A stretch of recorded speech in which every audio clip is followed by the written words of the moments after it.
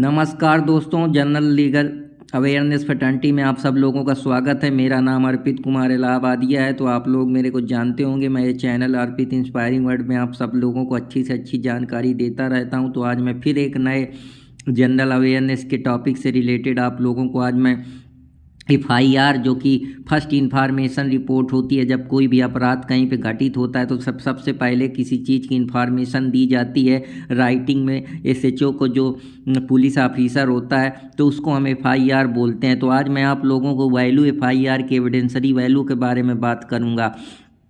तो जो FIR की एविडेंसरी वैल्यू होती है वो कोई सब्सटेंटिव पीस ऑफ एविडेंस नहीं होता है। ऐसा नहीं होता है कि हम इसको होल हार्टली बिल्कुल सब्सटेंस की तरीके मान लें। इसमें 151 में जो हमारा इंडियन एविडेंस है, अगर कोई भी इन्फॉर्मेंट इसको कंट्राडिक्ट कर रहा है, जो आपने फैक्ट FIR में लिखे, अपने स्टेटमेंट दिए, अगर उसका कंट्राडिक्ट कर रहा है या उसमें कुछ एडिशनल टेस्टिमनी दे रहा है 163 में, तो वो फिर रिलेवेंट हो जाती है डाइंग डिक्लेरेशन में। हालांकि ये रिलेवेंट है क्योंकि वो अब आदमी मर चुका है, और जब आदमी मरता है तो ऐसा माना जाता है कि वो अपनी तरफ से कभी भी झूठ नहीं बोलता है। तो सेक्शन 26 में जो भारतीय साक्ष्य अधिनियम है वहाँ पे दिया है। और इस तरीके का अगर कंडक्ट जो रिलेवेंट है विक्टिम का, जिसको दिक्कत हुई है, तो वो सेक्शन 4 में भारतीय साक्ष्य अधिनियम में उसके बारे में बात की गई है। इसमें तमाम केसेस है, जिनमें एक केस है स्टेट ऑफ हरियाणा व श्री चौधरी भजन लाल का, जो एविडेंसरी वैल्यू ऑफ FIR की बात करता है। एक केस है ललिता कुमारी व स्टेट ऑफ UP,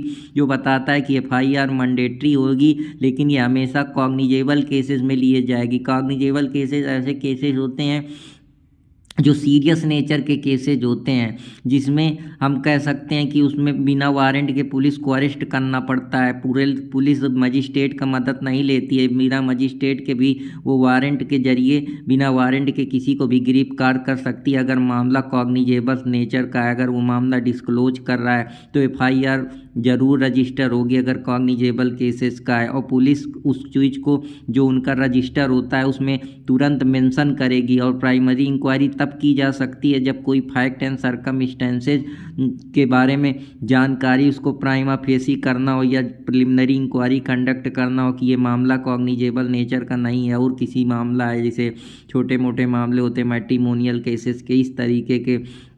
ऐसा नहीं है कि FIR अगर ये मामला डिले हो जाए तो उसको रजिस्टर नहीं कर सकते, लेकिन उसके कुछ सफिशिएंट काज और कारण जानने के बाद हम उसको रजिस्टर करा सकते हैं। ये जो राइट है एक्यूज के, उसको प्रोटेक्ट करती है, ताकि जो इंक्वायरी हो सके वो टाइम बाउंड मैनर में हो सके। और इसमें जो है 7 दिन के अंदर ज़्यादा आप नहीं एक्सीड कर सकते किसी भी FIR में। और जो ये इन्फॉर्मेशन होगी ये जनरल डायरी में रिकॉर्ड होगी। तो ज़्यादा जानकारी